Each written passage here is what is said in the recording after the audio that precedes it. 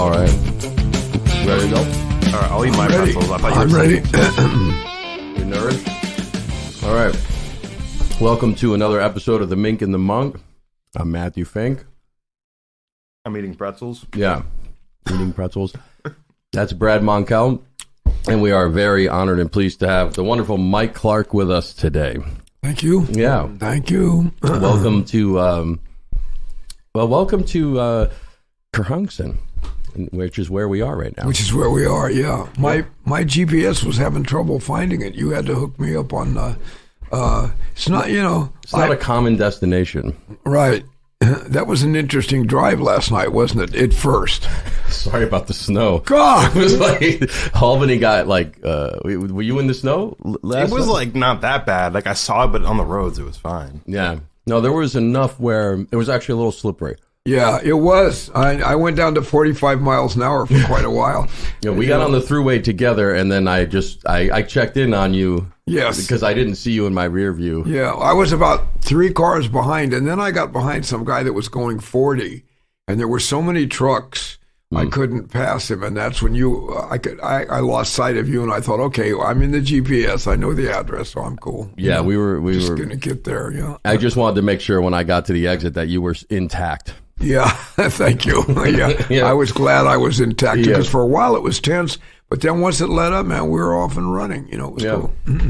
Yeah. So where do we start? I just I've spent now about 24 hours with you, and haven't even seemed to come close to have run out of things to talk about. We covered a lot last night, yesterday, and then this morning. I think we picked up pretty much where we left off. Covered some more stuff. So I think if you have something to start with, Brad, we will defer to you because I have plenty of questions, but I feel like I'm hogging it, even though you weren't even here. But I just feel like, Yeah. Well, I've been loving your podcast, Stick People, Mike. I was just listening to the Stanley Clark interview recently, and the John Schofield one, and you mentioned at the masterclass last night that you had a sort of a podcast with Lenny White where you talked about movies. Did I have that right? Sort of a podcast. Yeah, we have recorded a few of our reviews, if you will, on a cell phone and put them on Facebook or something like that. But everybody loved them. But we haven't, with COVID, our Siskel and Ebert careers came to a quick halt. Because we've been going to movies together for many, many years. And so, in fact, he just called me yesterday, right before we played, and was suggesting some new movie that we go to when I get back. And I'm like, yeah, let's do this, So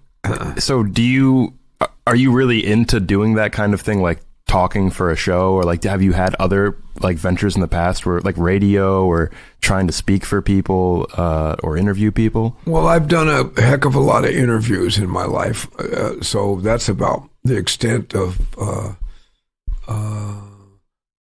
no, not really. I mean, lots of interviews, but not interviewing others. Like Stick People is my first, probably interviewing other artists. It's my first time in this arena. it's pretty awesome. I love the guys, man. Lenny and David and Michael and Greg. Well, they're all great artists. Every one of them, man, has like a serious track record, and and now getting to know them, I see why. Yeah. Wait, so when you say Lenny, you mean Lenny White and then David Garibaldi. Yes. And who else? Michael Shreve and Greg Arrico. And Michael Shreve, you guys know from Santana, the great drummer, and also Greg Arrico is the original brilliant drummer from Sly and the Family Stone. He's one of the guys that started all the broken up funk stuff, Wow. Yeah, and you have an interview in the can with Larry Graham right now too. I don't think it's out yet. Right? It's not out yet. We have, yes, and also with who's the guy? Oh my goodness, Steve Jordan. Oh, yeah. Sorry, yeah. Steve. It's kind of early for me. The great drummer like that. And I'm like, Steve, what's his name? Oh, my goodness. We're just playing with the Rolling Stones right now. Sorry, Steve. I love you, bro. I think those two are in the can, and we may. I think we got a couple others, but I can't recall because during COVID we did a lot of them, and they're not, and then we have to edit them and this and that, Yeah, the format's beautiful, the way you guys shoot it. And I had watched the Schofield one, which was, I think, the most recent, and you were saying that the cameras are different in the earlier, or well, you had everybody in one screen, and I didn't see that. I saw the Schofield one where the shot was each person asking the question and then just solely on whoever was speaking, and I thought it was great. Just to hear you reminisce about a gig you guys first met on however many years ago, and it's a fascinating take. The five of you gents, you have so much history, and you get to. So it's a really interesting perspective. Well, David Garibaldi and I go way back to Oakland.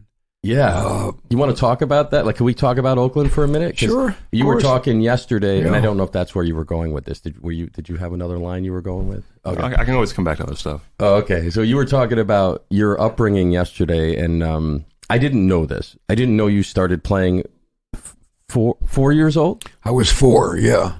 And when I've spoken to other musicians about, like, usually every musician that's a great musician has gone through this shedding period, and where you just where you kind of hole up in your space and just work on whatever it is your vision is. And that period seemed to be between the ages of 4 and 7 for you.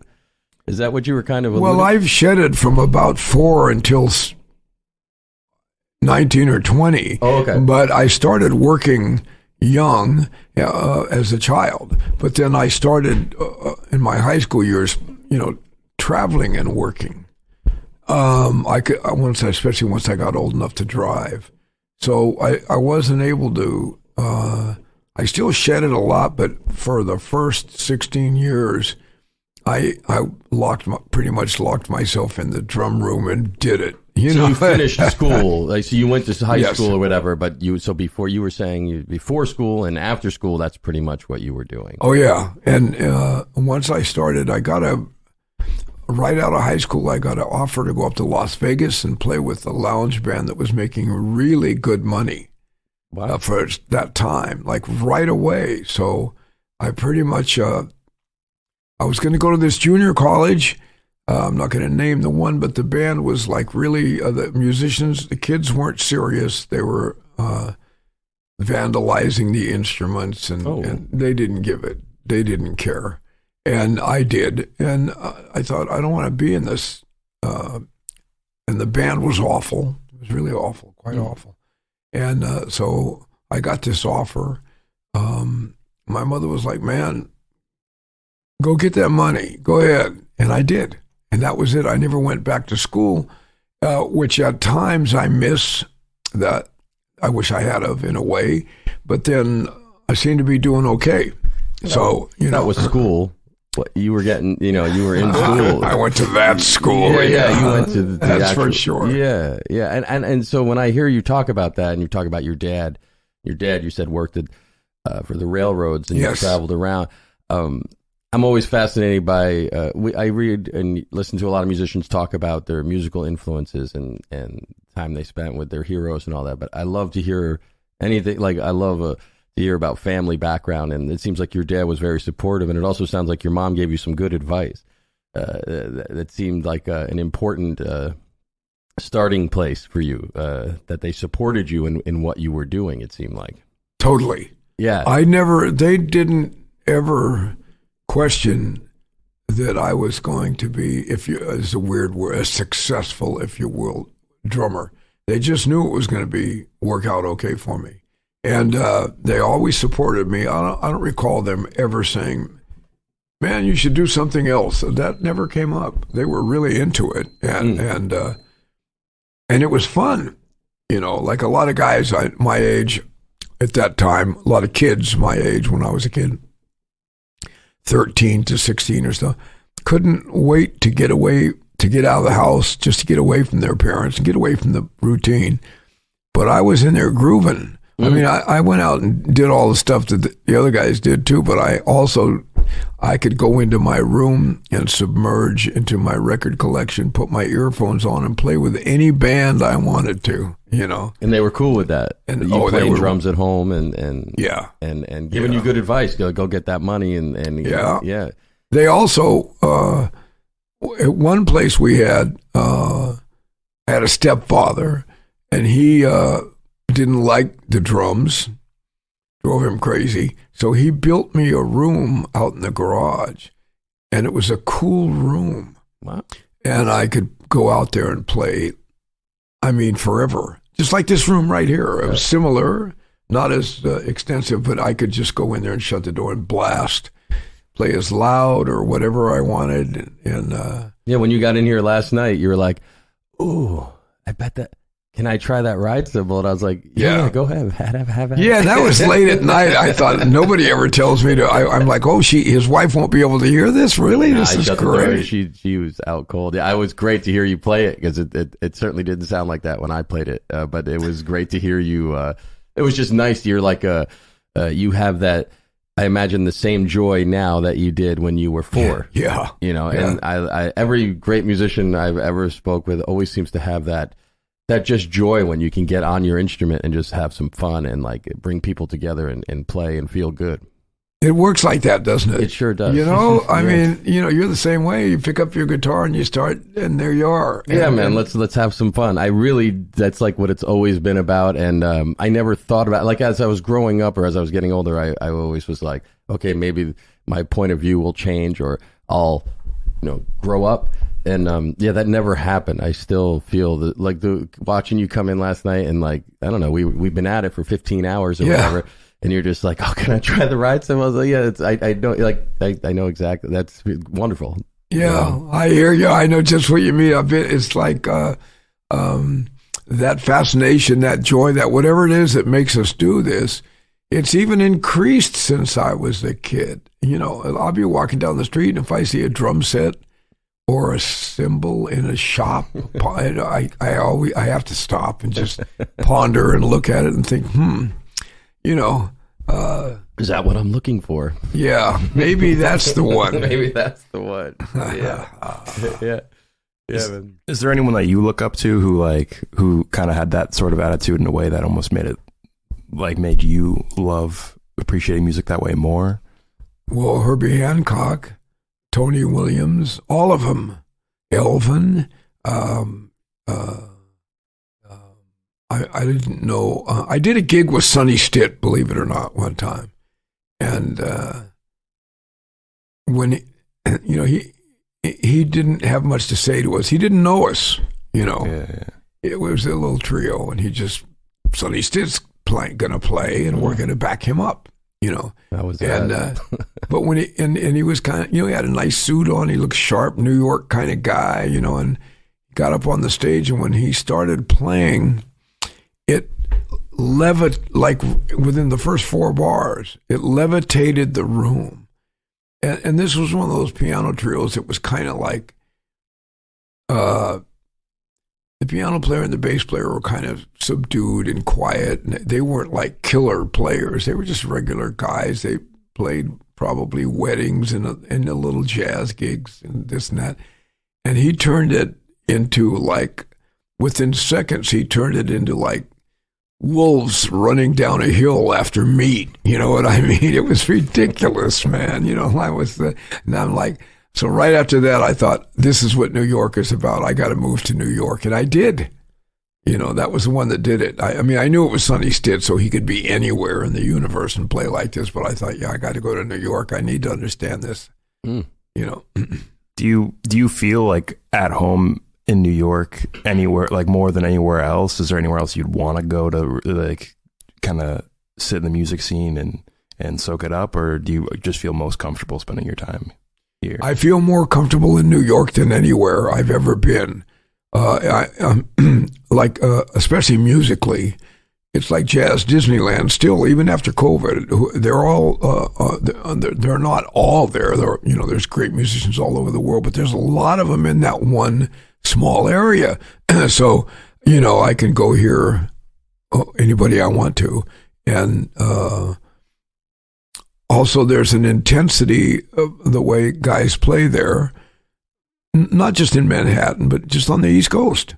it's way different than the West Coast because I've lived in both, so I know the difference, you know. Yeah. And I was sort of built to play on the East Coast. When I lived even though I'm from the West Coast, I always kind of played the way I do now. And for some people, it was a little too much, or too this, or too that, or too intense, or too loud, or too whatever. And when I moved to New York, I fit right in. It was like it wasn't anything special. It was just ordinary playing. That's how cats played. It was just regular. So I love being there. Also, you know, I love all my little restaurants, and I love New York, you know what I mean? So I guess I love New York. I'm comfortable there. Absolutely. Shout out New York if you want to sponsor the podcast. And hire me to play drums if you know, since I'm talking so nice. Yeah. That scene is what's great about New York too is that there's small scenes within that whole scene where we were talking about this last night. Turns out we played it where he lives and where he played in the Harlem scene at like Showman's. We were talking about these lickety split last night, Wells, and a lot of these different sessions. But it was interesting where depending on what place you went, it was different kind of music, different kind of scene. I mean, it was all, I guess, what you would consider under the umbrella of jazz, but there was different things happening within that whole scene. There's a lot of currents. Oh, absolutely. Yeah. You could belong to many families of musicians in New York, and each one plays way different conceptually, let's say, than the other group, if you will, you know? And so, you know, I got I played with Julius Hemphill for a while, so I flirted with being on the avant-garde scene, and played with a lot of different, I ended up playing a lot of different styles of jazz just by living there. People didn't know what I was about. They knew me from the records, but they didn't know. And so they would just call. I get these calls from, you know, you get calls from all over the place, and you want to be known, and you want to be in New York. So you want to work.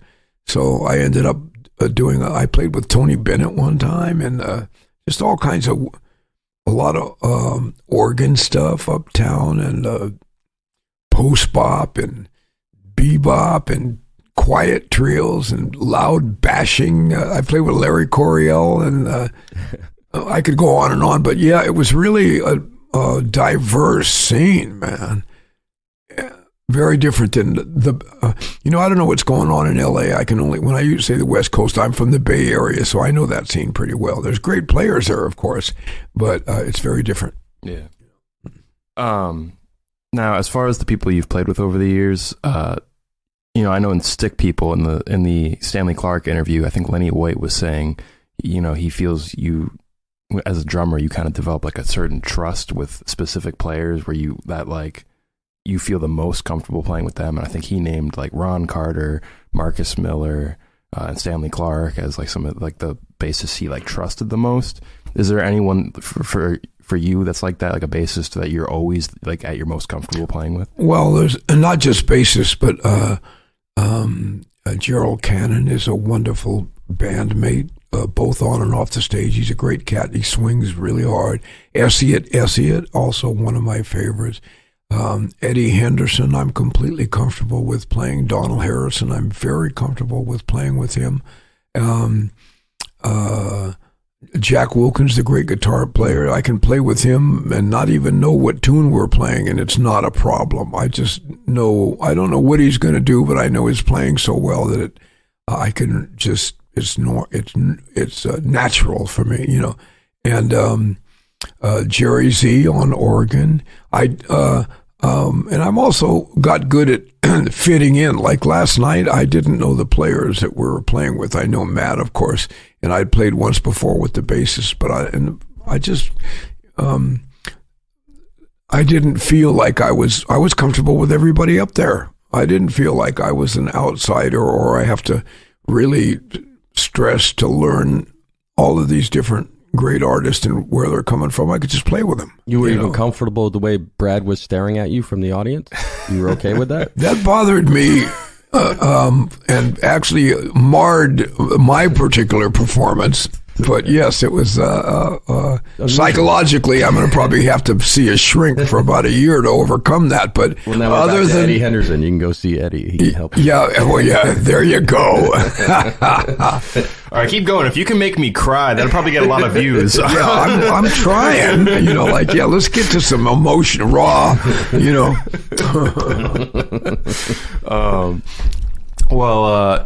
So to continue on with the talk of players who you have like a great rapport with, my favorite bassist of all time is the late great Paul Jackson, and I would really love to hear a bit about one of my favorite records of all time, The Funk Stops Here.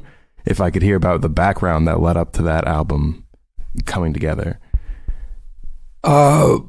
That wasn't really me. I lied about that record. That was some other guys that Paul and I paid, and we just drank beer and hung out and produced. Let's hear about that then. Yeah, that was cool. Okay, so Jim Payne, the great drummer Jim Payne, called me and said, I want to do a record with you. You can play anything you want. You can play any way you want, but it's got to be funky. That's just exactly what he said. And I said, okay, I knew who to call right now.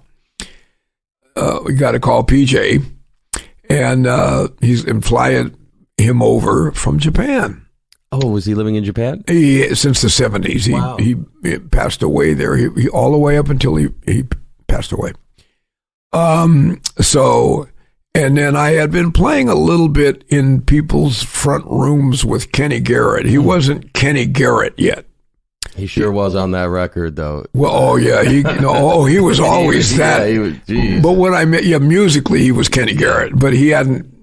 His career hadn't taken off like that yet. It was just starting to. But when he first got there from Detroit, we did some playing together, and like in jam sessions in guys' houses, and I can't remember, a couple of little gigs at 7th Avenue South, I think. So I know Kenny can really get funky and go anywhere. So I'm like, let's call Kenny Garrett. And then my friend from California, Jeff Pitson, and I had we logged in a lot of time playing, and I knew what he could do.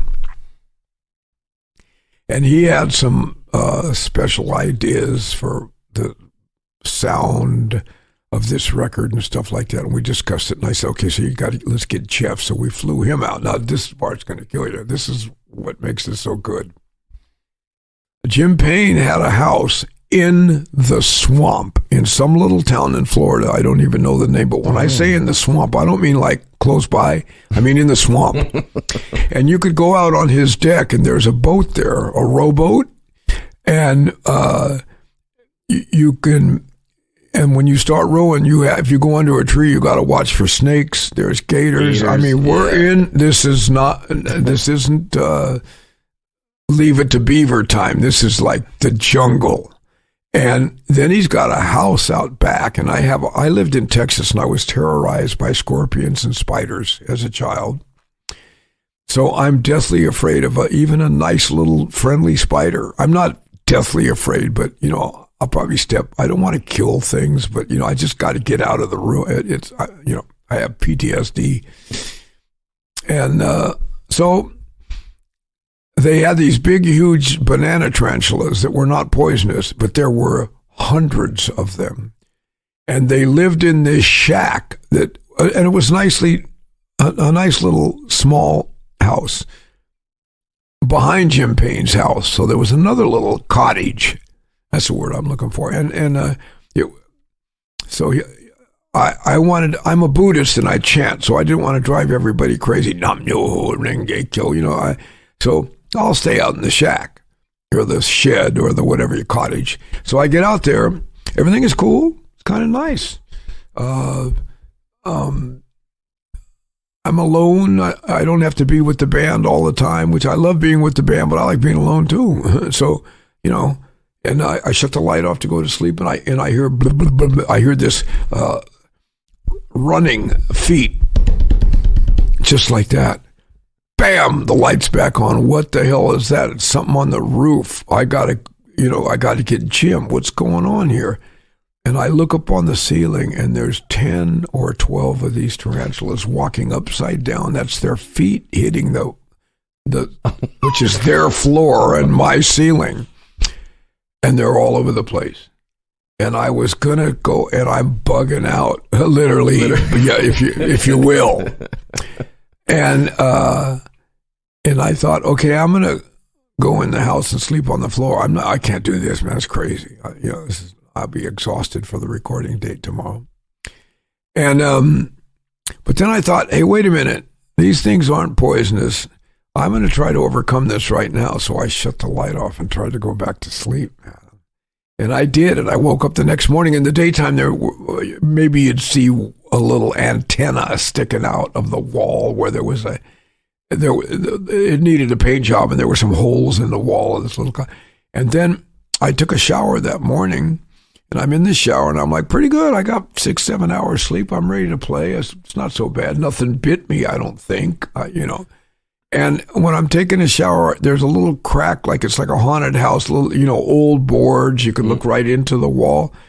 And there was like a foot of some insect hanging out, and it was moving. The foot was moving. And I thought, okay, I'm just going to ignore this. Finished taking a shower. So I lived out there for a week with those monsters. And then Paul, something happened where Paul needed a hotel room. Who knows what that's all about, but we got him a hotel room in town near the studio. He probably was afraid of the spiders, man. Huh? He probably was afraid of the spiders. He may have been. I have the heebie-jeebies just here. Yeah, well, he made this incredible chili. Paul could really cook. And he had this gigantic vat of chili because there was in his room at this hotel was a kitchenette. And then his bed was elevated off the floor. So the bed was kind of higher than the rest of the room. And he's waiting for the chili. And we're all waiting for the chili too. And we're talking about what we're going to record the next day, this and that. And all of a sudden, Paul's reading. Paul's famous for being rude, and you're in a conversation, and he just starts reading a book. And all of a sudden, and it's always Road and Track magazine. He's a car nut, so we're all talking. And then next thing you know, there he is. He's reading again, and he's a big, big guy. He's 6'4" and 200 and something. He's a big man. So he's got really long arms. And he's reading, and we see that there's a tarantula crawling across his ceiling, and now it's right above his head. And he seems to not see it because he's reading. And we're being real quiet because we're waiting to see how this plays out. See? And then in one fast move, he flicks his arm up to the ceiling with this book and kills the tarantula on the ceiling because the bed was high enough that he could reach it. And there's this big crash, and then this spot on the ceiling of what once was alive. And we're just like... He just knew it was there. He wasn't even peeking. Well, he was messing with us. He was acting like he didn't know it was there. And then we were kind of... He could see that we got real quiet, so we're waiting, and then he pulls that move. This dude had like a very bizarre sense of humor, and anyway, I guess I sort of got going on that one there. But the whole thing was, and the studio, although it was outside of the swamp, it was like sort of a wooded area, and there was a soul food place that was close by. So we would go down there and just like tee off, like in between, like if we took an hour break, we'd go down there and get ribs and chicken and smother it in hot sauce. And, it was potato salad and, the whole nine, and so we were in this environment that was so disconnected from New York and wherever the rest of the guys lived. I guess Jeff lived in San Francisco, Paul in Japan, Garrett was in Brooklyn. And so we're in this prehistoric environment. So I think that helped. And the atmosphere in the studio, the air itself was very kind of dank and not stank and dank, just kind of thick, and you could feel it. Stank and Dank was another restaurant in the area. Yeah, Stank and Dank. Well, it was a takeout, Stank and Dank takeout. So and a delivery. They did quite successful. Yeah. The Stank family actually owned the franchise. Dank. Yeah, Dank married in. Yeah, he had a tough life, but he got in. He did okay. He did okay. Finally. Yeah. But so that's so it was like a prehistoric experience. Period. Okay, I'm done. Thanks. Oh my God. I mean, that album, it's a joyous album. That's where I realized that Paul is an astounding singer. Yeah. Have you heard his album Black Octopus? Oh yeah, my God. Oh no. It's like, I think it was released in Japan originally. It's kind of hard to find here, but his singing, there's like, I love some of the tunes he has on there, just like compositionally, but his performance on it is so great. Well, now some of those tunes were written in the car with both of us, but my name didn't show up on any of that. For Black Octopus? I'd have to see the tunes again and be refreshed, but some of that stuff, we had so many little bands and trios and this and that, we'd put music together. And so some of those things, we didn't officially co-wrote, but we sang the parts to each other and made up lyrics together. And, really? We were like buds, But somehow I got left behind on that one, which was another kind of Paul Jackson kind of story that, he would make up for it in different ways. Like one time Fred Wesley told me that he would not see his name on things that he wrote for James Brown. He'd see James Brown's name on it. But then later, something that James Brown wrote, Fred's name would be on it. So he had a way of, Paul was like this. He would do things that you'd be like, wait a minute, you can't be doing that, bro. And then later on, he'd make up for it. So after a while, I got used to that rhythm and I was cool with Paul. I'm like, okay, it'll come, And on top of that, we were best buds forever, right till he called me the night before he died. I talked to him about 5 hours before he died. And he said, he let me know, this is it, baby. So if there's anything you want to tell me, you better tell me now. And I'm like, yeah, well, first of all, you're a punk. I want you to know that, And he's like, oh, man, I still can whip your butt, And then we just got into it, man. And then we had this very deep, beautiful conversation. Next morning, his wife called me. She said, he's gone. It was like, I'm still blown out. That's one of those I'm not going to get over until I'm gone. You know? I mean, I'm not sad and broken up. I'm having fun and having a good time. But when I pray for him every single day for his whatever's left of him, if there is anything like that, I'm praying for it. Sending him energy. Well, seriously, it's been a while, but my condolences over that. I mean, I feel bad bringing it up because I'm sure it's a sore spot. But the music that you made with him, like you two are my favorite, funkiest rhythm section together, and like I can tell how profound of a relationship you two have. Man, I love. Thank you. All like the work that you two have done together. We did a lot of crazy stuff that was non-musical too. Oh, we shared a huge house that was the epicenter for our girlfriends hanging out, drinking. Also, we had a big music room, and so years of music was played in there. And all those things that we did with Herbie, we did way before we met Herbie. We'd been doing that for a while.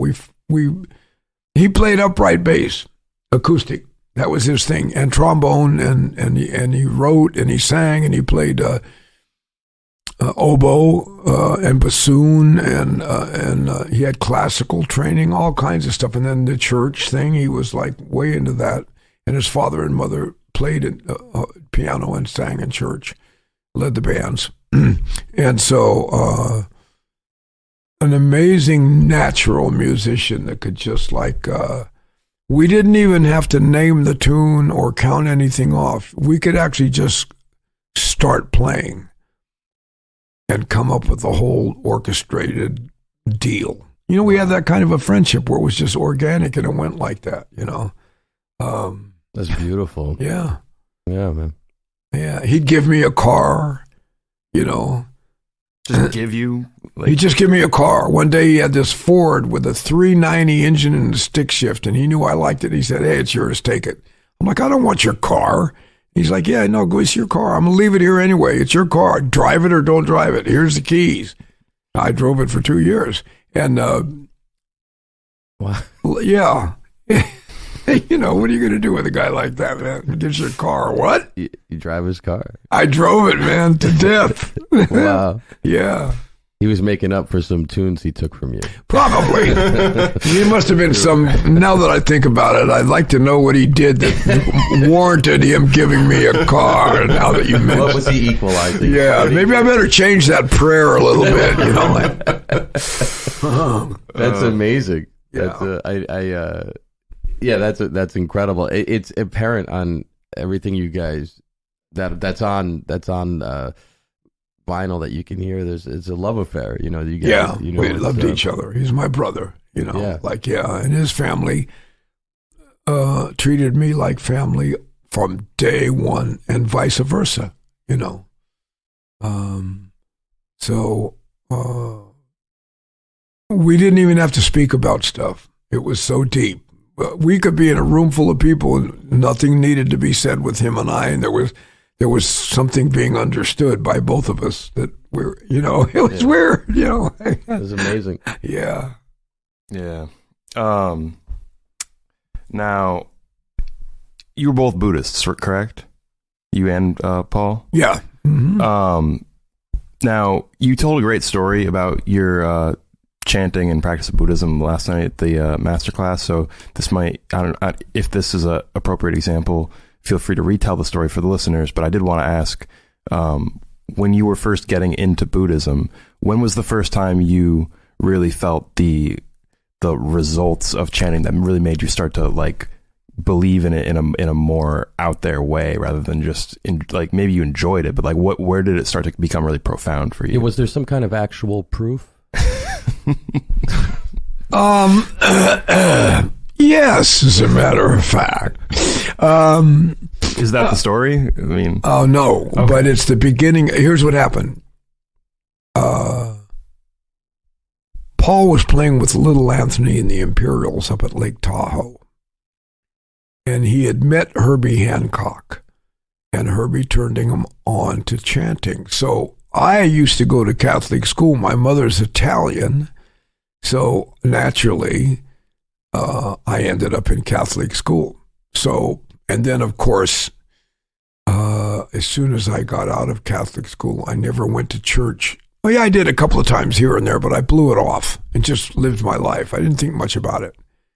And, but I consider myself a Catholic at this point, even though I didn't practice anything, nothing. I practiced smoking weed and abundant boxcars of weed. Weed of Christ. Yes, the weed of Christ. As a matter of fact, the sacred weed. Rastafarian Catholic. Yeah. Oh boy. So anyway,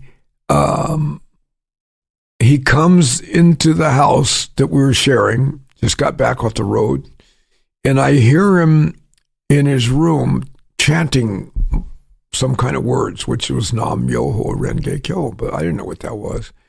So the first thing I said to him was like, hey man, don't do that. Something bad's going to happen. You know, my whole Catholic thing came out, even though I hadn't been to church in 25 years or whatever. So then his exact words were like, hey man, Herbie Hancock just told me about this, and if you chant Nam Myoho Renge Kyo, you can have all of your dreams fulfilled. So my next sentence was, write it down. First I was telling him, don't do that in the house. And then as soon as he told me that, I'm like, write it down so I can do it. So I started chanting on my own based on that, because I, first of all, wanted to prove him wrong. You know, That's a great reason to do it. Yeah, I'm going to prove that this does not work. And so I thought, not only that, I'm going to chant for some stuff that's outrageous. So my first prayer, if you want to call it that, of chanting was to get a job with Miles Davis or Herbie Hancock. Now, I'm this guy that not many people know that lives in the middle of Oakland. How the hell are they going to find me? But if this is all they say it is, then I'm going for it. But what I did notice is I chanted maybe a half hour a day, and I did it. And Paul was the jive chanter. He would chant when Herbie would come around and act like he'd been chanting, but he was BSing. But I'm the one that got rolling. But Paul chanted too, but I really got going. So I didn't know anything about it. I didn't want to study anything. It's either going to work or it's not. So I went to the gig that night, and I noticed I could read music at a level that I'm not able to read music at. I could see what was going on the page, and I could anticipate and set things up. So I was way more focused than I'd ever been. It was like I drank the best coffee, and it just jacked me into another level of thinking. I was sharper than the whole band. The reason, it's not egotistical, but I know these guys forever. I grew up with these guys, so I know what's going on. And I was really, and everybody noticed it. They like, did you take some kind of this is the late 60s. Did you snort? I don't know. Some questions like Snort this. Your way to paradise. Did you take, what's going on? And I said, well, I chanted give this. me some. Yeah, exactly. And I did. I said, well, Paul told me this, and here's what I did. And so then I wasn't sure that the chanting really made me. That could have been a chemical blood sugar thing. Who knows? I was just I've been in those places where I could play better than I normally can. So I did it the next day, and every gig I seemed to be not self-conscious about my playing. I was totally in the moment. I was just, and it was as if I was going into a dream and playing this music, and then I wasn't thinking anything until the music was over. I was free. The caged bird was able to sing. Then I made my commitment to doing this. I said, well, whether I get Miles Davis or Herbie Hancock, this is worth the price of tea in China right here. This is an amazing experience. I'm high without taking anything, but I'm not stoned. I'm focused as I've never been that focused. I was like, wow. And then the next thing you know, Paul gets the gig with Herbie Hancock. So that was close enough for me. So maybe his chanting wasn't so jive after all. Yeah, no kidding, right? Yeah, no, yeah, probably he had a deeper. He didn't have to do as much as I did, and that showed me there's something going on here. I don't even care if I got the gig. Paul did. I'm like, wow. Plus, I find out that they're going to play funk. So I had a really good jazz career in the Bay Area, playing acoustic straight ahead jazz, which is my passion. I don't care about no funk. So I'm like, well, probably better I didn't get the gig because I'm doing really good. Now I'm this focused young guy that's playing all over the place. I'm like, this is cool. And then before you know it, before a month or so went by, I got the gig with Herbie Hancock. So I'm like, wait a minute, and Herbie chants. He really practices and studies and does, And so then he started explaining to me how this thing works. Like the reason I was able to achieve goals through chanting is because I changed the reason internally that I didn't have it in the first place. And that's the hook. It's not magic. You got to change some stuff, And that way it's also liberating because you're the guy in control. Nobody did anything to you. Nobody's faulted. It's you. It's not a fault, and it's not a less than or a more than. It's you that's got to get it done. And you have to make the causes. It's based on cause and effect. So that's it. And I just kept going till right now. I'm still chanting. Do you still have moments where you feel like, are you still chanting for very specific things and seeing it kind of yield in how you're going about your life now? Yeah, I'm chanting you're according to the practice, it's better for you to chant for specific things. That way you see the actual proof and you know that it's not an accident. And after a million jillion great opportunities and actual proof, then you realize it is the chanting that's doing this to me, but you're doing the work inside.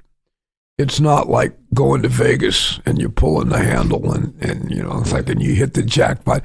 You got to change some stuff internally that's blocking you from your goal. And this allows you to see it because it makes you uncomfortable with the parts of your inner world that are not healthy. And you get to peep it real good, and that way you can change it. So there's no really pushing it down or denying it or turning your head the other way or pretending it's not there. The negative parts of life. The good parts are enhanced, and the parts that are not cool are they're brought to the surface kind of, so you can't really deny, and then you have to deal with it. And it can be a little painful or a little rough, but it's not. But it's doable. I'm doing it. It's called the human revolution. That's what they call it in Buddhism. Most people think that's the way he is. And up until that point he is. But once you start chanting, all this other stuff comes out. Great stuff that's sitting down in there. So you can access, and it gives you the strength and the courage to face the stuff about yourself that's uncool. Yeah. So that's can you help Brad, the whole ginger thing with Brad? Can you help him? Well, even in Buddhism, there are limits. To as what can happen, and We knew you were going to cry today. I didn't mean for you to. Sorry, it's so cool. It's so cool to hear about the story you told last night about recording actual proof was so cool. I'm assuming you've told that on a bunch of interviews before. I sure have. I'm sure a lot of these stories you've told a lot, and Well, this last one not so much, but the actual proof story, it's almost painful to keep telling it. Yeah, you know exactly. what I mean? That's why I didn't go straight to that. Well, I'm going to tell it now, though. I feel it. No. Hey, actually, this would be great to keep this all about you're just with Paul. Like anything having like what I really dig that I like to hear people talk about when it's this evident that like, and I always just use the term love affair. Like you guys truly, it's a thing. So. Anything having to do with that, with experiences, like it just sounds like you're reading each other and you're not trying to at all. There was zero work with understanding. There's zero work. It was a natch from day one. I was doing this gig. I had a organ trio for ever, it seemed like. It was my gig. And I was in my really early 20s. It was an organ trio. And we were playing in this shopping center. I think it was Concord, California. And 5-night-a-week jazz gig. It was great. And so this guy walks in and sits down, and he's staring and watching everything I do. So I think he's a drummer. He's making me nervous. He won't stop watching me. And I'm like, oh, great. And I'm trying not to be self-conscious, and I'm thinking I got to play the gig. So on the break, I walked right over to his table, and I said, "I'm sure you're a musician. I can tell. And what do you play?" And he goes, "I'm a bassist." "Oh, really?" And he says, "I also play B3." And I'm like, "Oh man, what's your name?" "Paul Jackson." And my name's all on a big sign in the club, the Mike Clark trio. And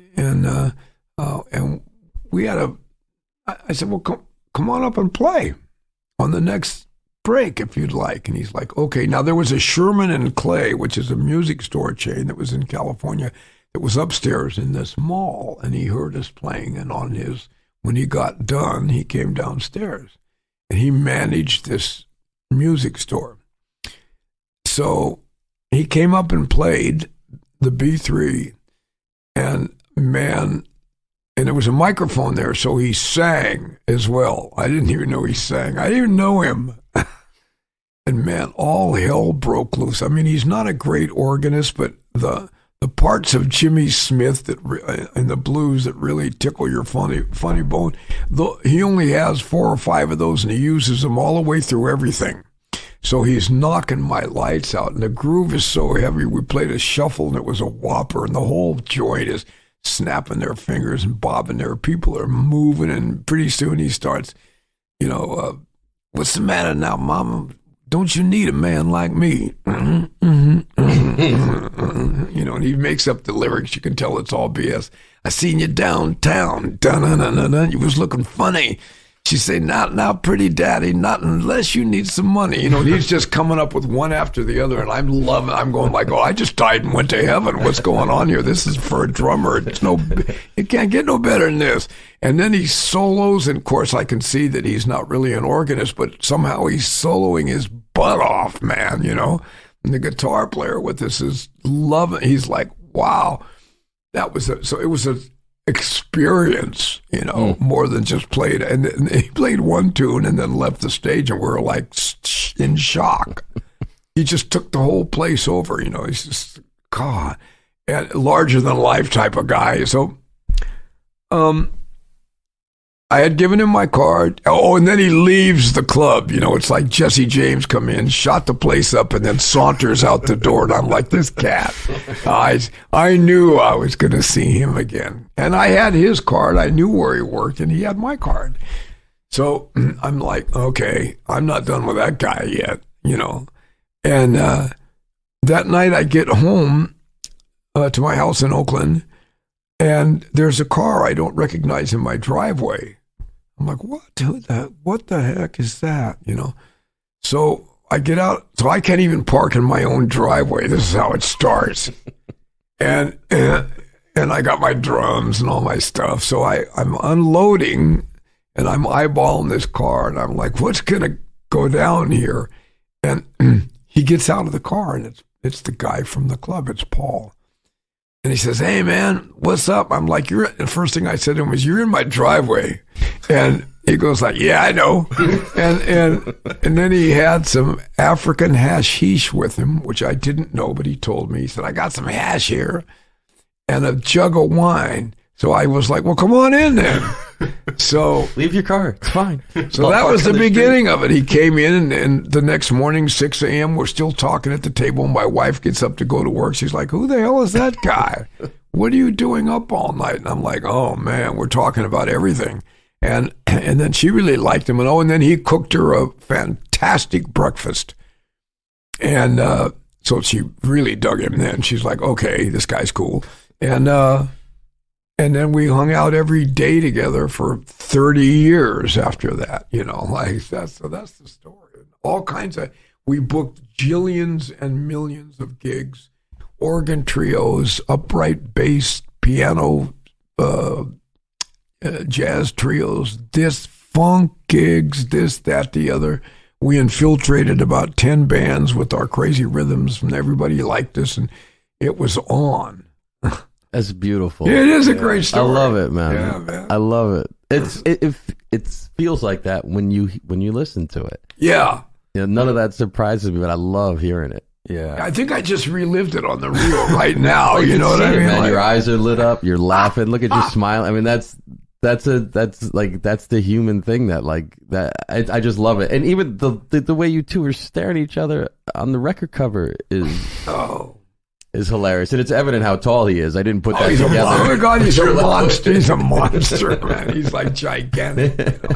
So he stalked you and found out where you lived and just drove there. Yeah. Well, he had my card, so I guess my address was on it. And he went right there and waited me out. Yeah, that's why we do this. I came out one morning. Brad's in my driveway, just staring into my window. I heard about it. Yeah, you called the cops though, didn't you? At first, he was hauled off, and then you went and bailed him out because you realized. Yeah, we heard about it. Might as well do this podcast. Yeah. Yeah, I wasn't as smooth. I didn't have African hashish. I had fentanyl and absinthe. I made him Captain Crunch for breakfast. Yeah, well, there you go. And there's nothing wrong with that. It's the little Fentanyl and absinthe. Oh my God. Yeah, there's nothing wrong with that at all. It's just a different, Captain Crunch. I actually like Captain Crunch. Nothing not to like about Captain I'm Crunch. saying, Yeah, But which kind of Captain Crunch? well, here we go. no, I'm not a Captain Crunch expert, but I've had a couple of bowls and I really liked them. So I'm not sure it's like, was it a 20-inch ride cymbal or an 18 crap? I don't know. I'm going to tell you right now, I love them all, but peanut butter. I'm thinking berry, Matt. I love the berry too. I love both those, but peanut butter. I eat sometimes. I need a late night snack, and I'll wake my wife up chewing that because it's crunchy, man. It is. Peanut butter is addictive. Peanut butter, Captain Crunch. And you got to have the milk right because it won't get soggy, but you got to have the milk right. But if you keep it a little dry, you can wake up neighbors chewing it. Well, I'm trying not to have a stroke at this age, but I used to just always have crunchy, not Captain Crunch, but crunchy peanut butter in the icebox. And I would come home after a gig, trying to not eat too much meat, trying to have my veggies and this, that. And I'd take a gigantic 3 huge spoons full of peanut butter, just slap that on my tongue and just let it roll down. And I wake up in the morning hungover from the I'd be like, what did I do? My mouth is all salty and dry. Oh my God, I did the peanut butter again. Finally, she forbid. My wife's like, no more peanut butter in the house. You're not to be trusted. It's true. I can't. Oh my God. Next album name, Peanut Butter Bender. The dog is just staring at you while you're sleeping there. You have Dog likes peanut butter too. Oh yeah. Wake up to him kissing you.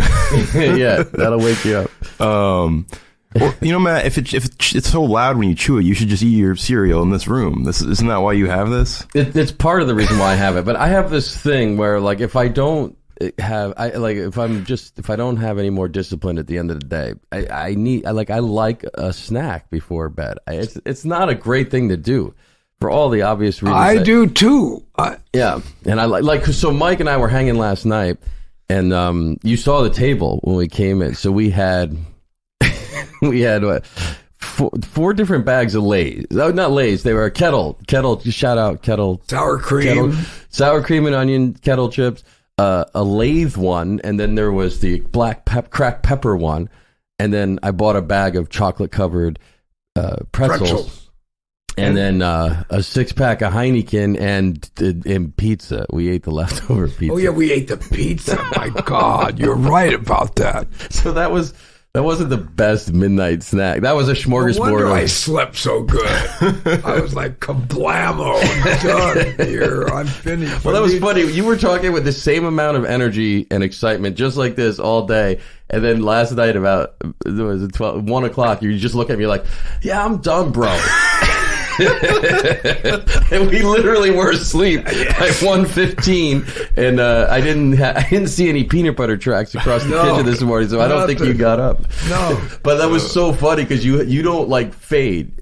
Like some cats just start hunching and they're nodding. You were like just like this, and you're like wide-eyed telling me you're done. I was like, yeah, me too. And we went to bed, and that was it. We got back up this morning, and we're doing the same exact thing. Right. Got the coffee on and got to it, Getting to it. Yeah, sounds like a fun time. I wish I lived closer and you know how my wife feels about you. Oh yeah, she hates me. Yeah, so well, not only that, there was only so many potato chips to go. I mean, it would have been fun, but that would have shorted the actual chip intake, Not that I wouldn't have shared, but no, you were cool about it. You were sharing, but at one point you had 3 bags. All of them down by me. I thought about that. I thought, Jesus, Clark, what kind of a guest you are you? didn't think about it. What was great? You're like, hey, bro, you better get some of these. Like you were, and they were all empty this morning. I was eating them. I was fine. You don't have to worry about me. All right. But you were so kind during it. You were just like, hey, bro. Well, I realized I was not going to stop. I was unable to stop eating these chips, and I thought I better say something because I'm going for it. Yeah, you were going for it. So was I. I ate most of the chip tastes good with the chocolate covered pretzel. So it was like a nice combination. And then the cold Heineken. Oh, yeah. Yeah, we had him out I left him outside. It was, 30 degrees last night? Yeah. So. Well, it sounds lovely, but I think it's better that I got to go home after the show last night. And because, like I said, I was like starstruck. So like if I didn't, we did the radio interview a while back, but if I didn't meet you in person last night and I just came in today to talk to you, I probably would have been still starstruck and been like stammering through this interview. Well, man, if you had been here and heard the stories that I told, you'd never want to speak to me again in life. So there's always that. You'd be good. like, I can't be starstruck. This guy's like, he's evil. He's, oh my God. It was great yesterday. During the master class, you were talking to the students and about technique, and you were all, and then we go in the green room. That conversation changed immediately. we were, that was fun. But the list of things we were talking about, I was like, you should have shared this, the intimate information about Lee Morgan and some other things that the students should hear that. But it was really funny. As soon as the door shut, it's not like you made a decision. It was just, that's what we started talking about. That's where it went. Yeah. And the same when the whole band came in there later too. Yeah. The whole thing shifted into another gear immediately. Yeah. Well, yeah, you're so much fun to talk to. I hate to bring it back to a nerdy thing, but we still have a decent amount of time. Got about 25 minutes. Let's nerd out. Well, one of the things we touched on in the radio interview we did, and that you touched on in the masterclass last night, is that part of where you got your linear funk playing is transcribing great, great drummers solos such as like Elvin Jones, taking their licks and putting them over a backbeat. I love the funky stuff. I love hearing about where that came from, but I know how much of a nerd you are for the bebop and the swing, and I'm wondering is there any stuff that you took from other genres on like the funk side or the Latin side, and that you were able to put on top of your swing playing and innovate in a way in like the opposite direction? I think I invented the funk drumming and jazz drumming. And jazz itself, it pretty much sums it up. So let's move on. No, I'm sorry. Blood sugar attack there. Just put one chapter in the jazz history book. If you will. Maybe better leave that last statement, edit that one out. It's not quite. Okay.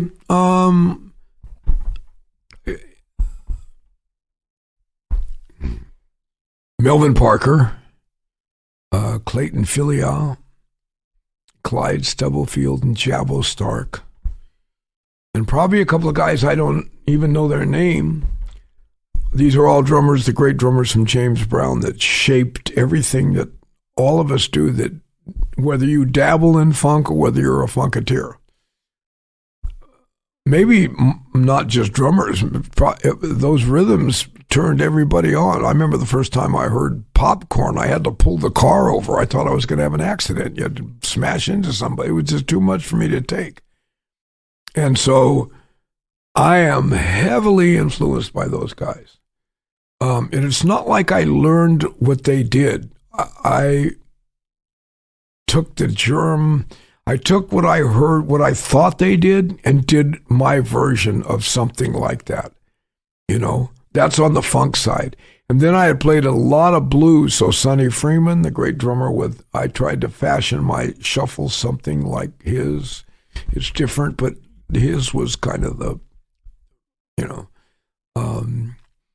my father listened to Wynonie Harris and Louis Prima and Louis Jordan. So all of that drumming, I guess Louis Jordan, that was probably Chris Colombo, Sonny Payne's dad, playing drums on there.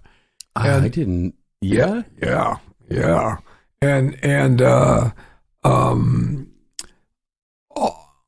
not just the drumming, the music, the sound of the band, the way the whole thing went. And then the jazz drummers, Gene Krupa, Zooty Singleton. My mother really liked the drumming of Zooty Singleton, so we had Zooty Singleton records. Almost nobody has those. I don't know where she even found them. 78s and on the old turntable thing.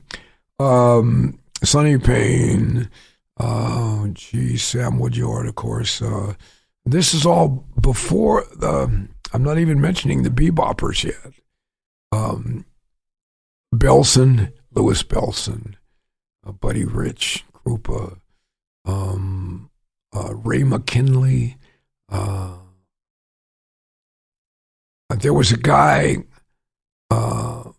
Ray McKinley was involved with a boogie-woogie kind of situation with Freddie Slack and some of these guys. And they play some knockdown, drag-out boogie that would bring you to your knees. It was so funky, man. Beat Me Daddy, 8 to the Bar, Down the Road a Piece, The Celery Stalks at Midnight. And I listened to all this as a child, and my brain, it's still right there.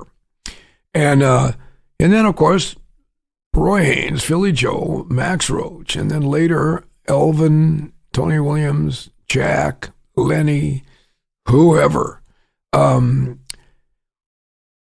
But what I did on the funky thing was I never transcribed anybody solo. It's very hard for me to do that. I mean, I tried to do it once, and it was just, my brain couldn't do it. It would take me too long. I mean, so, like the great drummer Butch Miles said to me one time, I don't know Butch very well, but one thing he said to me was, well, in those days, we all would listen to our records and you just try to do something like what you heard the guy doing. So that's why guys from my age group have our own unique sticking, and we don't sound like other guys because it's us trying to sound like about 10 or 12 of those guys rolled into one guy, and then your own point of view. But I took little bits of the mechanics of what I heard Philly Joe do, some things I know that they actually played, some phrases, Elvin, Tony, and I put them on the hi-hat. Instead of blasting them all over the kit, I did the same. I slowed it down instead of speeded it up, and put it on the hi-hat. I voiced it on different parts of the instrument, hi-hat, tom here, bass drum there. And instead of using coordinated independence like you do in jazz, one hand work and feet working against the ride pattern, I struck it at different time, like one at a time, two at a time on a different part of the set. So it wasn't the independence that we were all taught that was so important, except, I mean, I definitely have some serious independence because I shedded all that stuff as a child. But then I broke that rule and started striking 2 notes on the hi-hat, 1 on the bass drum, a note or 2 here or there, and a backbeat wherever I wanted it, but still in the time. 2 and 4 are still in the right place. But you're not playing the 2 and 4. You're playing everything but that. And that's what I came up with. I just started doing it. It was natural. I didn't even hardly think about it. I just kind of one day went, oh, yeah, wait a minute. I got an idea. And it just came out. And when Paul heard it, there was an electric bass in the room sitting there, and he only played acoustic bass. We considered the electric bass a sin. We're jazz cats. You can't even have that thing in here. Hide it in the garage so nobody knows we even have one of those. And one day he went over and picked it up, took it out of the case, plugged it right into an amp, and told me, play that funky stuff that you do, that crazy upside-down funk. I'm like, okay. And he used to screw around with an acoustic guitar and play flamenco guitar, his own homemade flamenco. So when he played the electric bass, he played just like what you hear on Natural Proof. Like, I don't know if it was the same pattern or the same, but it was that thing.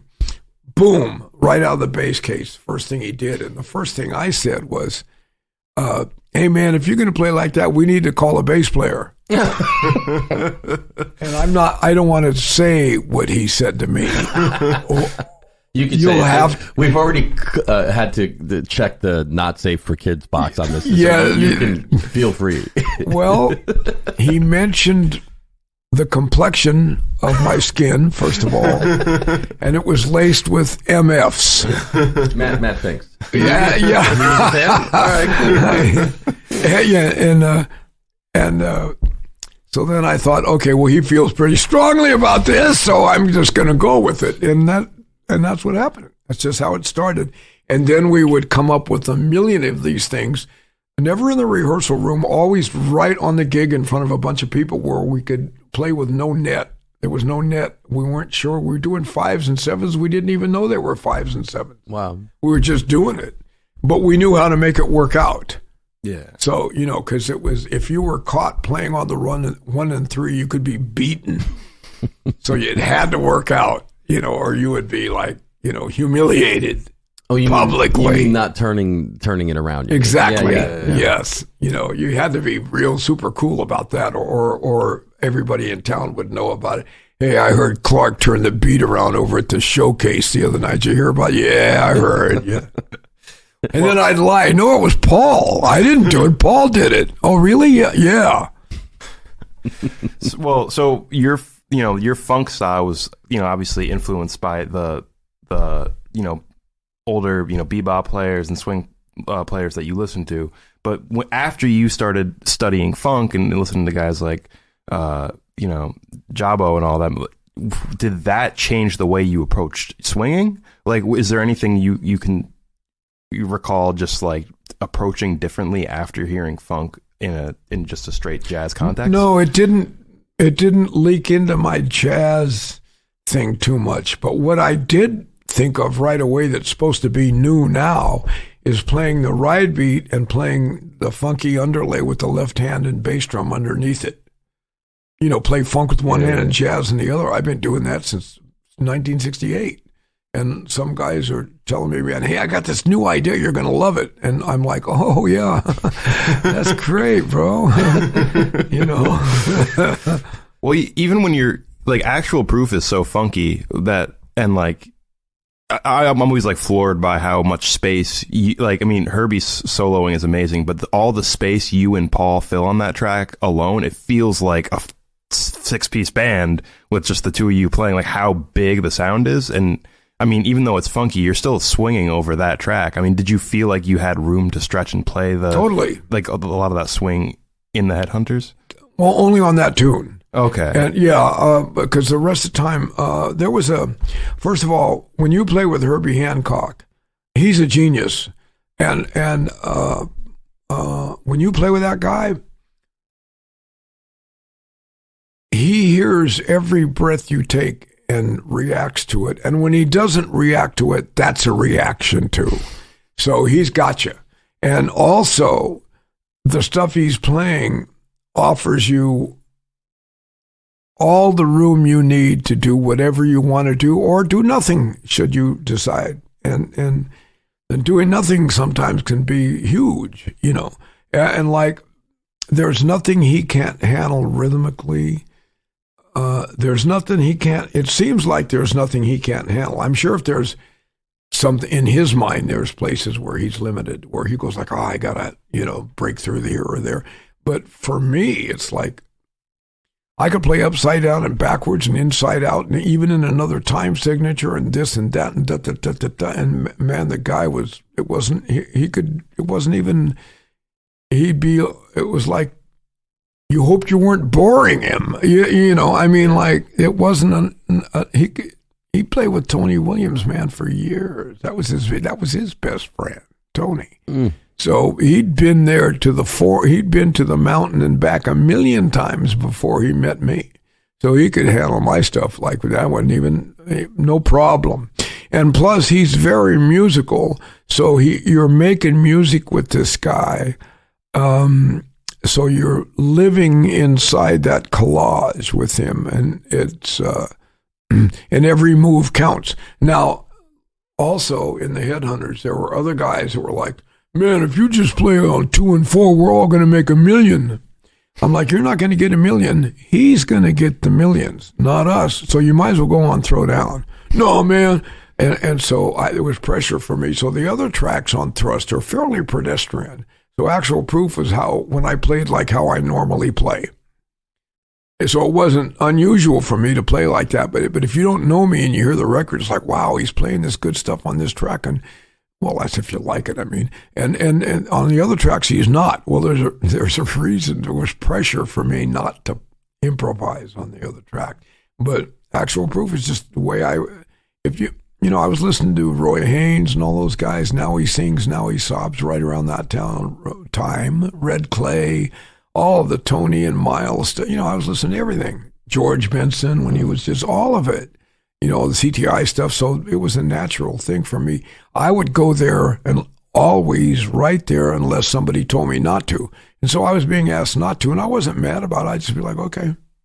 I mean, I want to be in the band, then it's not going to work if I'm like, yo, man, you can't be telling me how to play. It's nice to be able to say you told somebody that, but you're going to be out of a gig, You can't do that, You could do it in your mind later when you're imagining you walked in the saloon with your 6-gun strapped on low, and everybody was afraid of you, but that's not how it really goes. So you got to deal with how it really goes. And me, I needed a gig. I didn't want to lose that one, so I went with it. Well, I was just gonna say, I can't believe you're calling the other tracks like pedestrian, because to me, like the parts you came up with for those other tracks are iconic. Like the beginning, like the start of Palm Grease. Yeah. That beat is I love that so much. And then like the percussion breakdowns in the head of Palm Grease and Butterfly, just the short like couple measures where you like all that stuff is so like. Well, that's me trying not to play. I'm still trying to be me, but I'm not improvising a whole lot of stuff, so I tried to make the beat special. So now we're talking about not an open improv, we're talking about beats and fills. And because I'm a jazz artist, I didn't think along the lines of beats and fills. It was like, I'm thinking I'm not thinking I want to play like Elvin Jones, because I can't. But I'm thinking I want to do something like this as far as communicating throughout the piece. Yeah. But when you get into beats and fills, it doesn't mean it's less than or not as good as. It's just beats and fills is different than going in there and just playing how you feel. Yeah. No, I love those parts just as much. It's also. I'm glad you do. For me, they're very painful, and I've gone through. I lived in a very small cave for 13 years, and without food or water, barely, and I had to go out and hunt with no weapons, and it was really just because of those beats and fills that you like, and the people who like them, I feel, inflicted this on my life, and it's not good, and I'm impaired. But thank you for liking it, though, and making my life. You see what you did, Brett? You see what you did? Oh, man. Oh my God, so much crying. No, I'm really happy you liked it. I had fun doing it. I love the swinging stuff too. I'm just saying those parts are funky as hell, and I love it. Matt, I'm sorry I cut you off before. What else? We're running out of time, so we're running out of time. We got to get Mike out the door on time. Yeah. I have a rent-a-car. I got to get that sucker back. We got to put some air in your tires too. Oh, thank you, sir. Thank you. Yeah. I was driving like this last night. If it'd be like this, and then pretty soon you're over here, and I'm trying to keep an eye on Matt, and I'm like, "Is that Matt?" Oh, and then did you see that guy with the blinking lights going 40? I thought that was you. I thought that was you, so I followed him for like 15 minutes. I said, how nice. He's put his flashers on. He's going slow because there's a kind of a light blizzard going on, and pretty soon I got up close and I went, that's not Matt. No, every car that was coming up on me, it was not you. And I was like, okay. I thought that was you for a minute, but it was going very slow. And I was like, this couldn't be Mike going that slow. No, that was even though I was nervous, I at least wanted to be a man and go 50. This dude was 35 on the highway, and I'm thinking it's Matt because, I can't quite see. I'm keeping it distance because it's snowing and slippery. Yep. You were keeping your distance, and I got in my driveway, and I just waited for you. I saw the lights. I was like, oh, he made it. Cool. Yeah. It was all good. I'll just, and I know we got to go, so let's, all I was going to say earlier, if I think I'm remembering correctly, was just the talk of Buddhism and the practice, and the idea. It seems to me, I've never practiced Buddhism, but I'm into just breathing exercises and this whole thing of pranayama, which is just basically be bearing witness without judgment, and it sounds like that's sort of what this zone you can kind of get into. Oh yeah, you're free from that. Yeah, and it sounds like when you're open to it, the music that you make is just a reflection. Your relationships and the music that you're making is just a reflection of that not judging it and just seeing what happens, getting and putting energy into a room and see what happens. And yeah, it kind of makes you, we only have so many life moments. Our life is made up of seconds and moments, yeah. and more moments, and sorry, Yeah. and so if I didn't want to have to fight to not mar as much of that time space as I can with my own negativity. Yeah. That nobody's fault.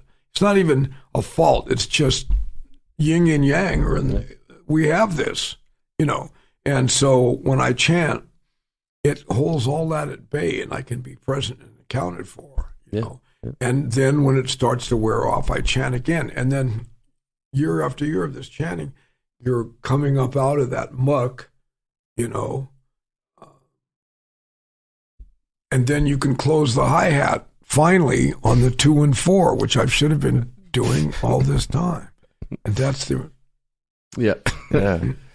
Well, did you have another question? No, I mean, I just wanted to, in wrapping it up, it's amazing hearing about all this. I just want to shout out again, Stick People is such a fascinating thing that I hope the listeners check out. It's a great podcast. Yeah. Your new record with Michael Zilber, Mic Drop. Thank you. Another amazing piece of work. And Freedom Jazz Dance with Leon Lee Dorsey. I was just checking that out. So Manny amazing. Valera, right? Is that him on bass? No, that's Leon Dorsey on bass, but Manny's the piano player on Freedom Jazz Dance. Oh, okay. Because that was my first time hearing Leon. I thought he was the piano player. I hadn't heard him before. Oh yeah, no, he's the bassist. No, he's wonderful, and so is Manny. I mean, God, those were all first takes. I think they were all I could be lying too. I listened to Mike. I listened to Mic Drop this week, and I'm wondering the whole time if you were present during the mixing part of that recording, because what I love about it is where your ride cymbal is. Like I fought for that. I did. Man, I'm listening. I'm like, I'm pretty sure you had something to do with how this went down, because it's so beautiful. It's like I love that. It's what I love about the 4 and More. Any of those albums where where that ride is right there. Yeah, you don't have to feel the tip of that. It's just calm the down, tip. Matt. But it's just, I'm listening to that record, and the playing is beautiful. But as I'm listening, I'm like, I'm pretty sure you were in the room when that went down. Yeah, I was. Yeah, I don't know if that was for you like that, but man, I love hearing that. And usually you don't always hear that on the record that the drummer is not present for the mix part. Not anymore. Someone cared about what you wanted. And the ride cymbal, along with the bass, is the foundation, And so the records I grew up on, you didn't have to strain to hear the ride. It was just right there. And then during the 80s or something, I think with, you got a lot of guys, engineers and producers that grew up on funk. So the kick and the snare is tuned like a funk record, and it's mixed like a funk record, and the cymbal is like down.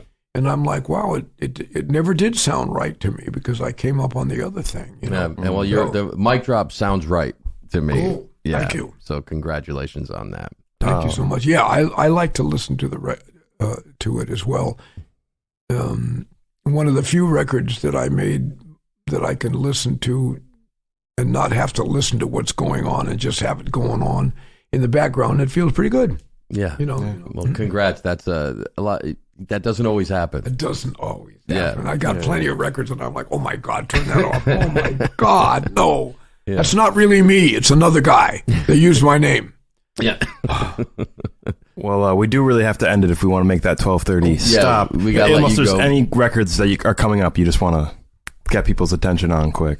Now let's see. Me and if this we're scheduled to make a record soon with Michael LaDon on piano, the great Mike LaDon on piano, Leon Lee Dorsey on bass, myself a trio record. Wow. And it's a jazz record, and we're gonna do a lot of different blueses, if you will. We're going to play blues and different ones and treat them different and do little arrangements and this, that, and the other. But it's probably going to be mostly, if not all, blues, minor blues, 16-bar blues, this kind of blues, slow blues, And, Let me know if you need a guitar player. I will. That's a good idea. I hear you. And you can really play the blues. It's in everything you do, man. I was loving it last night. I was loving you last night. I go like, oh man, I get it. That's all those organ gigs you did, bro. Oh man, I love that. I mean, it's just joyful to play with you, man. I love it. Thank you. And thank you for hanging out with us extra long and doing this. It was a joy to hear you talk about. Well, I'm honored to do this podcast, and I'm honored that you invited me up and treated me so beautiful, and the whole thing was already a great memory. As a matter of fact, I want to stay. I don't want to. All right, I love you guys out there. If you can see me or hear me, thank you so much for years of listening to my drumming. I wasn't sure what I was going to say there. Thanks for having me, Matt, and thank you so much for once again. What's the name of this show again? The Mink and the Monk. Because Jerry Z gave me my nickname of Fat Mink. I know. Monkel. Mm-hmm. Okay. No, I'm not the monk. Monk is, I can't, I've had people try to call me monk before. I'm like, no. You can't call me that. I'm not worthy. Yeah, there you have it. But yeah, the Mink and the Monk, and we have like, I think we're at like 4 subscribers now, so man, this is going to go viral. I didn't know it was that. It's heavy, I mean, yeah. that is heavy. That's pretty heavy. Yeah. My stomach is growling. I don't want this on tape. I think the pretzels and coffee hit me funny. My stomach. Yeah. So hopefully we can do part 2 and part 3 of this. Down. I know I could sit here and talk to you all day, but I'm going to let you go. You got to get that rental back. Yeah. The one question we did get on Instagram was someone said, I just want to hear him talk about Tony Williams. I think we got a little bit of that, and we can always do more. 3-minute Tony Williams? Let's do it. Okay. Here's Brad's famous for his 3 minutes, so let's hear yours. All right. I'm going to try to get to it. Okay, let's think. Let me see if I can get my brain engaged. Tony Williams, genius, innovator, impeccable technique, but not technique just to have technique. He used it for some of the, if not the deepest phrases, where he puts it, where he doesn't put it, his own personal swing that everybody copies and nobody sounds like, the hi-hat thing, 4 to the bar that got so popular for a while, all that fire he brought to oh my goodness,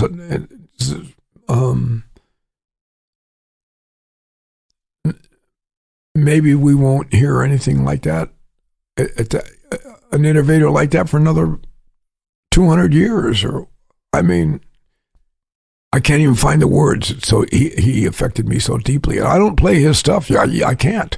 I mean, and why? Why would I want it? He did it. He did it. Yeah. What are you going to do? I mean, we all play a little bit of everybody's stuff. You got to play some Tony. Some of that stuff you can't help but play, depending on the tempo. But man, one of the greatest ever. How's that? That's perfect. Okay. Sorry to throw that in at the end there. I forgot to check on that. I don't want to keep it any longer. Thank you so much. You're amazing. Thank you. Thanks for doing it. All right. The Mink and the Monk.